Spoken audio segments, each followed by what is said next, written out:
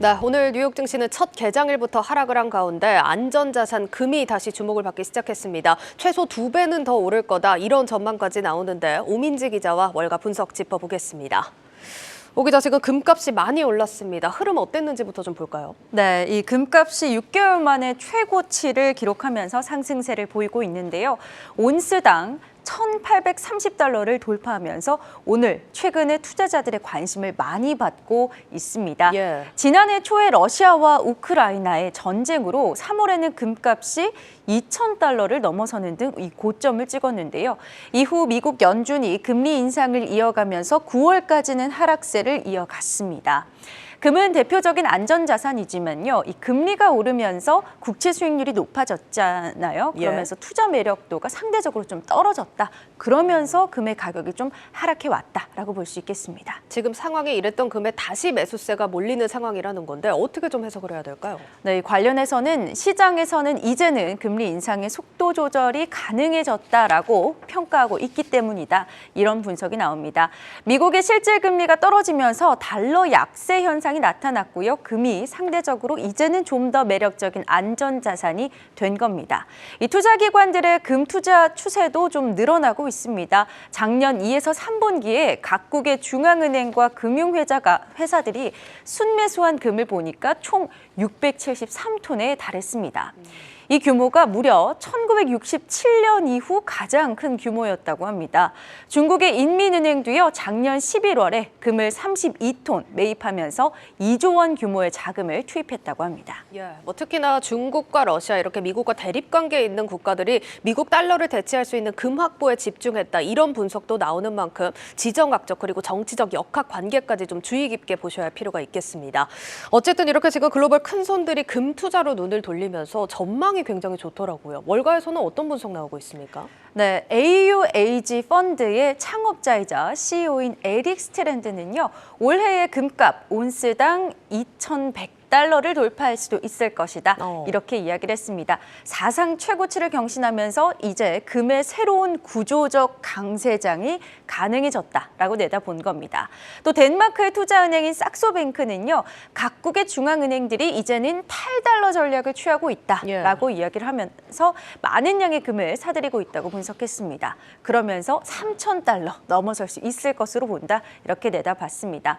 심지어는요, 이 온스당 4,000달러를 넘어설 수도 있다. 이런 전망까지 나옵니다. 이 스위스 아시아 캐피탈의 최고 투자 책임자는요, 금 가격 올해 2,500에서 4,000달러까지도 본다. 이렇게 말했습니다.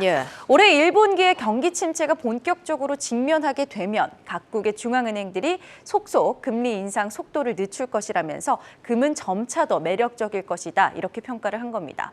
이 4,000달러라고 하면 지금보다 금이 2배 이상 더 비싸질 수 있다라는 겁니다. 그렇군요. 그러니까 최소 2,100에서 4,000달러까지는 상승 전망이 나오고 있는 상황인데 그러면 금 투자하는 방법에 대해서 궁금해하시는 분들 많을 것 같거든요. 어떤 방법들이 있을까요? 네, 크게 분류를 하면 직접 투자 또 간접 투자로 방법이 나뉠 수 있겠습니다. 금을 직접 투자하는 방식은 골드바를 직접 사서 또 보관하는 방식인데요. 좀 상당히 번거롭죠. 그래서 현물로 가지고 있고 싶지 않다라고 하신다면 한국거래소를 통해서도 금 거래가 가능합니다. 증권사 HTS나 MTS를 통해서 이 고시되어 있는 금 가격으로 시장에서 거래하는 겁니다. 반대로 계좌에 예금을 넣고 국제 금 시세에 따라서 잔액이 연동되어서 변동되는 이 금통장도 한 가지 방법입니다. 이 금통장은 소액 투자가 가능하고요. 환매도 비교적 좀 쉽기 때문에 좀 긍정적일 수 있습니다. 다만 이 투자의 차익에 대해서는 15.4%의 이자 배당 소득세가 붙는다는 점은 참고하셔야겠습니다. 네, 그러니까 골드바를 직접 사서 보관을 하거나 한국 거래소를 통하는 방법 그리고 금통장을 만들 수도 있다. 이렇게 좀 정리가 될 것 같습니다. 이렇게 직접적으로 투자하는 방법 말고도 금 관련된 뭐 주식이라든지 상품에 투자하는 방법도 있잖아요. 네, 물론입니다. 이제 해외 기업에 투자하는 방식도 있을 수 있는데요. 금과 관련된 기업으로는 뉴몬트 가 있습니다. 이 금, 또 구리 등 광물을 탐사하고 생산하는 세계 1위 광산업체입니다. 또 캐나다 광산업체로 미국 증시에 상장된 세계 2위 기업으로는 베리골드가 있습니다. 이런 기업들이 금값 상승의 수혜를 보는 동안에 여기에 투자를 해서 수익을 볼 수도 있겠죠. 실제로 워런 버핏도요, 2020년 당시 여기 나와 있는 베리골드에 투자해서 1년 만에 큰 좀 차익을 실현하기도 했습니다. 예, 그러면 마지막으로 ETF에 투자하는 방법은 어떤 게 있을까요?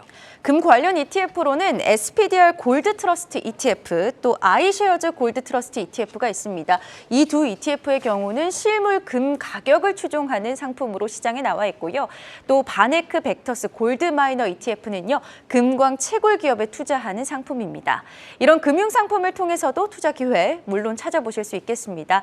다만 이 금리 인상 속도 조절론에 대해서 시장의 기대감은 크지만요, 연준이 매파적인 행보를 이어가겠다라고 이야기하지 않았습니까? 예. 따라서 이번 금값 상승이 긴축 행보와 맞닿아 있기 때문에 실제로 금리 인하 추세가 언제 본격화되는지는 계속 예의주시하셔야겠습니다. 예, 여기까지 듣겠습니다. 고웨스트 오민지 기자였습니다.